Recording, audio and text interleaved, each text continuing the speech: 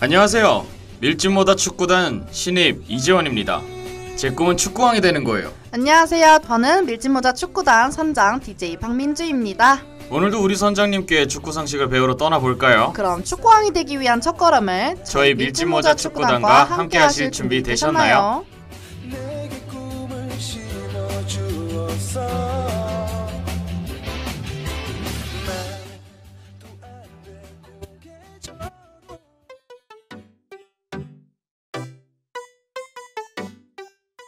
네, 기리보이 외삼인의 플렉스 듣고 왔습니다. 선장님, 오늘은 어떤 이야기를 해주실 건가요? 지난주에 승민 DJ가 잉글랜드 팀들 중 하나인 토트넘에 대해 이야기해준 거 기억나지? 그래서 오늘은 각 나라의 프로축구 리그에서 뛰고 있는 팀들 중 대표적이면서 현재 리그에서 1위를 하고 있는 팀들에 대해 이야기를 해보려고 해. 저번 토트넘 시간에 상당히 알찬 내용을 많이 얻어갔는데 이번에도 기대해보겠습니다. 그럼 추가할못 너를 위한 코너야 시작할게요. 우리나라 K리그의 전북현대, 잉글랜드 프리미어리그의 리버풀, 독일 분데스리가의 바이에른 뮌헨까지 아마 리그 이름이며 팀 이름까지 처음 들어본 것들이 많을 텐데 내가 쉽게 설명해 줄 테니 어려워하지 말고 들어봐봐. 아니 잠깐만요. 쉽게 설명하긴 이름부터가 너무 어려운걸요. 리버풀? 바풀도 아니고 그게 무슨 이름이죠? 그럼 그나마 쉬운 우리나라 전북현대팀부터 시작해주세요. 먼저 우리나라 K리그 소속의 전북현대모터스인데 혹시 전라북도를 대표하는 그런 팀이에요? 맞아. 연고지가 전라북도이고 모든 홈경기를 전주월드컵 경기장에서 진행하고 있어. 그리고 혹시 현대회사가 후원해주고 있는 거예요?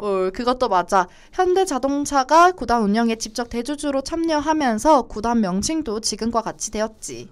그럼 현대자동차라는 든든한 스폰서를 업고 있는 어마어마한 팀이네요. 혹시 닭공이 뭔지 알아? 닭공이요? 뭔가 축구와 연관된 새로운 단어인 것 같긴 한데 닥치고 공차기? 현재 전북 현대 감독인 최강희 감독이 전북은 올해 닥치고 공격, 닭공을 하겠다고 하면서 처음 닭공이라는 말이 나왔어. 이 감독이 평소 젊은이들의 문화에 관심이 많아서 닥치고 본방사수라는 말에서 힌트를 얻어 이 말을 만들어냈다고 해. 닥치고 공격. 그래도 비슷한 접근이었습니다. 그나저나 닥치고 공격만 하겠다니 이 팀 상당히 센캔가 봐요. 전북은 정말 압도적인 공격력을 보여줘서 이 말이 아시아 전역에도 소개가 됐어. 닭공은 전북의 상징, 앞으로 나아가야 할 모토가 됐지. 덕분에 다른 구단에서도 자극을 받아 이를 벤치마킹하면서 축구의 브랜드화 붐이 일어나기도 해. 뭔가 전북팀에 대한 기본적인 상식은 알 것 같은데 뭔가 와닿는 건 없는 것 같달까. 혹시 저 같은 축구를 못 할 만한 선수는 없나요? 혹시 아마 축구에 관심 없는 사람들에게는 대박의 아빠로 더 잘 알려져 있는 이동국 선수가 있는데 알아? 당연히 알죠. TV로 본 것 같아요. 현재 K리그의 레전드 선수라고 할 수 있는데 40살의 나이로 현역 최고령 선수이지만 매 경기마다 역사를 다시 쓰고 있을 정도로 K리그 최고의 공격수야. 축구에서는 40살까지 현역으로 그리고 꾸준한 기량으로 뛴다는 건 힘든데 이동국 선수는 그 어려운 걸 해내고 있고 인정받고 있다고. 오죽하면 이동국 선수를 넘어설 만한 공격수를 찾기 어렵다고 할 정도라니까. 슈퍼맨에 들어왔다 해서 활약하는 그 선수가 정말 그라운드에서는 슈퍼맨이었네요. 특히 이동국 선수의 돋보이는 스킬? 그런데 뭐가 있나요? 골을 넣는 능력과 슈팅력이 정말 뛰어나. 특히 이 선수의 전매 특허는 발리슛인데 축구 팬들에서는 발리슛 하면 바로 이 선수를 떠올리지. 또한 중요한 경기 때 어려운 순간마다 팀을 위기에서 구해냈던 적이 많았는데 이 선수는 한마디로 한 방이 있는 공격수라고 할 수 있는 것 같아. 맞아. 아까 PD님이 이 얘기를 꼭 해달라고 하시더라고요. PD님의 남자친구가 유소년 국가대표로 뛰고 있을 때 전북팀에서 스카웃을 받았었다고 아주 자랑을 하시던데 이렇게 강한 팀인 줄 이제서야 알았네요. 은별 PD님 상당히 좀 자랑스러우시겠어요. 남자친구 없는 사람은 서러워서 살겠나. 정말 20살들이 왜 이렇게 능글 맞아? 제 심정이랑 같은 노래 제목인걸요. 숀카 어반의 20살이 왜 이리 능글 맞아 듣고 오겠습니다.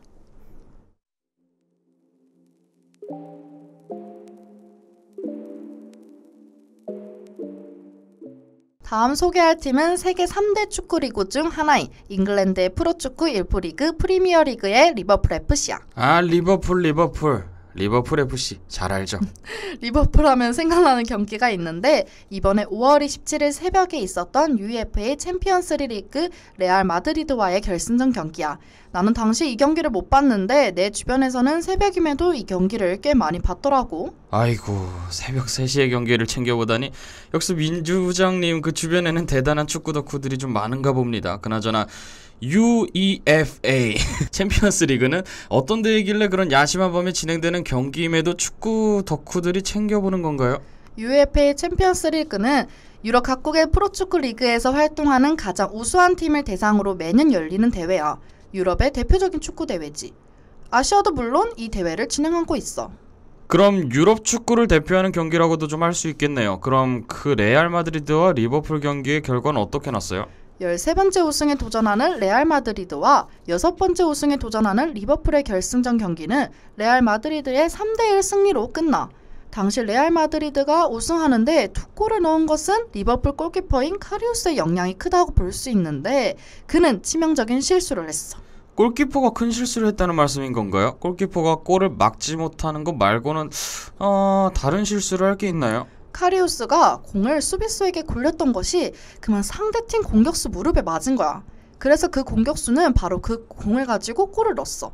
이거는 명백한 카리우스의 실수였지. 분명히 자신과 가까이에 상대팀 선수가 있었음에도 공을 멀리 차지 않고 동료에게 패스해준 건 판단 미스라고 볼 수 있어. 전 그냥 골키퍼면 골대만 잘 막으면 되는 줄 알았는데 골키퍼도 그 패스 판단 미스라는 걸 하는군요. 이 선수 부담감이 좀 컸겠어요. 또한 카리우스 반대편에서 날아오는 공을 충분히 쳐낼 수 있었음에도 공은 그의 손바닥을 맞고 골대 안으로 들어갔어. 카리우스의 2번의 실수는 아마 전 세계 축구 팬들에게 잊혀지지 않을 장면으로 회자되지 않을까 싶어. 골키퍼의 치명적 실수가 팀 패배의 결정적인 빌미를 안겨주게 되었으니까. 경기가 끝나고 카리우스 역시 충격을 받고 리버풀 팬들에게 사과를 하는데 좀 짠하긴 하더라. 그래도 자기도 실수하고 싶어서 한 건 아닐 텐데 그래도 자신의 실수를 인정하고 팬들에게 사과하는 모습은 한편으로는 멋있기도 하네요. 그럼 다음 곡 듣고 오겠습니다. 범키의 미친년애.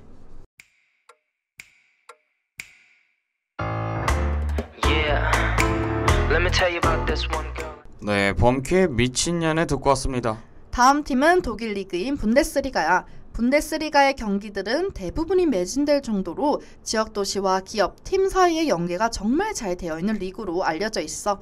우리는 그중 FC 바이에른 뮌헨에 대해 알아볼 거야. 바이에르 민헨, 뭔가 중세기 작곡가 이름 같은걸요. 그 모차르트 FC 이런 건 없나요? 아이고. 죄송합니다. 네, 바이에르 민헨에 대해 설명 좀 해주세요. 분데스리가 역사에서 역대 우승의 거의 절반을 차지하는 등 화려한 우승 경력과 수많은 레전드, 안정적인 유소년 시스템까지 뮌헨은 독일 최강의 팀으로 인정받고 있어. 세계에서 가장 건실한 운영을 보여주는 구단이며 많은 명문 팀들도 뮌헨의 운영 모델을 참고하여 팀 운영을 개선하고 있대. 이번엔 독일 리그전이군요. 독일에서 활약한 우리나라 선수들은 없나요? 특히 민헨이죠. 네, 민헨이라는 쟁쟁한 팀에서 뛰었던 선수는요. 분데스리가뿐 아니라 유럽 내 명문 팀에서 우리나라 선수들이 많이 뛰었지만 뮌헨의 벽은 유독 높았어. 아시아 전체를 봐도 뮌헨에서 뛴 선수들은 4명밖에 없었어. 그런데 5번째 아시아 출신 선수이자 한국 선수로는 최초로 20살의 정우영 선수가 계약을 하게 됐어. 20살의 뮌헨과의 계약이요? 그럼 그 우리나라에서도 상당히 유망주였던 선수였겠어요? 정우영 선수가 팀에 들어가서 보여준 성과가 좀 있나요? 아직은 유소년 팀에서 뛰고 있어 성인 팀에서는 뚜렷한 성과를 보여주고 있지는 않지만 독일 언론들은 정우영 선수를 가장 빛나는 재능 중 하나라고 호평했어. 지지난 시간에 대한민국 국가대표 선수단 소개 때 배웠던 이승우 선수처럼 정우영 선수도 하루빨리 유명한 선수가 되었으면 좋겠습니다. 뭐야 진짜 그런 거 맞아?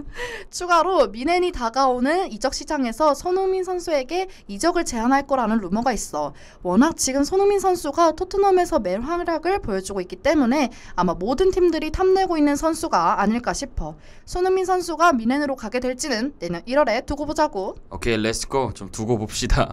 찰리 푸스의 어텐션 듣고 오겠습니다.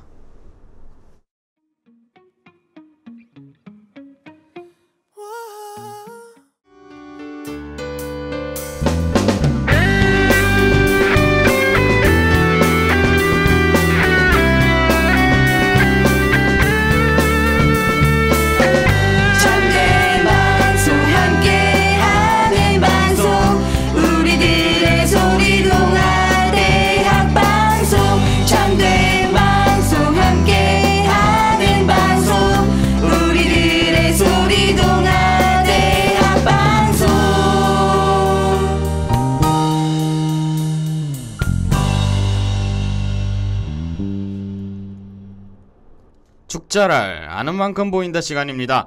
또 다른 팀 소개로 넘어가나요? 너무 많은 팀을 배웠더니 머리가 지끈지끈한 것 같아요. 팀 소개는 간략하게 여기까지 하고 본격적으로 코너로 넘어가 볼까?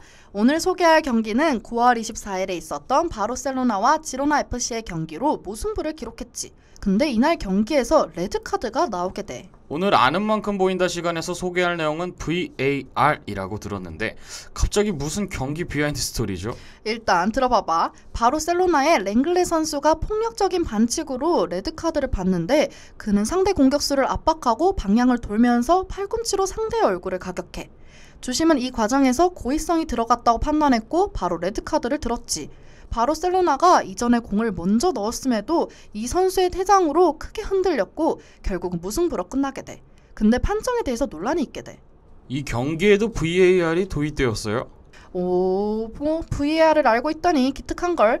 먼저 간단히 설명하자면 경기 영상으로 판정에 도움을 주는, 즉 비디오 보조 심판이라고 하는 건데 이번 월드컵에서도 이 판독기가 쓰이기도 했어. 영상의 힘을 빌려 판정의 질을 더욱 높이겠다는 취지로 쓰고 있는데 이 힘을 빌려도 판정에 논란이 생기고 있어. 왜냐하면 심판의 판단이 개입될 수밖에 없기 때문이야. 저도 이번 라디오를 준비하면서 VAR 도입에 대한 여러 가지 기사를 읽어봤는데 이게 어떤 기사에서는 강한 자에겐 약한 자에게 강한 VAR이라는 그런 말도 있던데요. 언론에서는 그 논란 부분에 대해 두 선수 간의 접촉이 있었겠지만 고의적으로 가격한 것으로는 볼 수 없는 자연스러운 동작이라고 보고 있어. 그 상대 공격수마저 충돌한 건 맞지만 팔꿈치로 가격한 건지는 모르겠다며 VAR의 판정에 대해 묘한 반응을 했지. 당사자들도 확실하지 않은 걸 제3자인 VAR을 결정되니 참 아이러니해. 일관된 기준에서 올바르게 운영되어야 할 텐데. 그럼 심판의 편과 판정과 관련된 그런 댓글들을 읽어볼게요. 심판들 자리 뺏길까봐 VAR 먹같이 쓰는 거잖아. 주심이 경기를 지배했다. 솔직히 심판 아니었음 지로나 개발렸음. 심판이 경기 지배한 거 맞음. 질 높은 스포츠 문화를 위해선 선수단뿐만 아니라 심판, 협회 등과 같은 제3자의 역할도 굉장히 중요한 것 같아. 편파 판정, 오심과 같은 그릇된 문화가 형성되지 않도록 부디 VAR이 옳은 스포츠 문화 형성 방향으로 나아가는 데 도움을 줬으면 좋겠어. 네, 저도 당연히 그렇습니다. 그럼 오늘은 여기서 마무리할까요?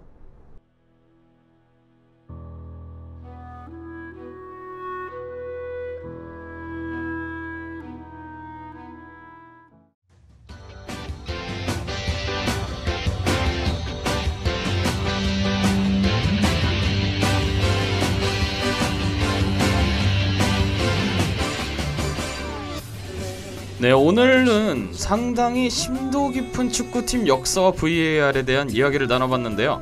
배워가는 게 많은 날이었던 것 같습니다. 청취자 여러분, 다음 주도 당연히 기대해주세요. 저희들의 목소리를 다시 듣고 싶으시다면 다음미디어센터 홈페이지나 유튜브로 청취하실 수 있어요. 많이 들어주세요. 송출의 심은별 PD, 기술의 김수민 엔지니어 수고하셨고요. 저는 DJ 박민주, 이재원이었습니다.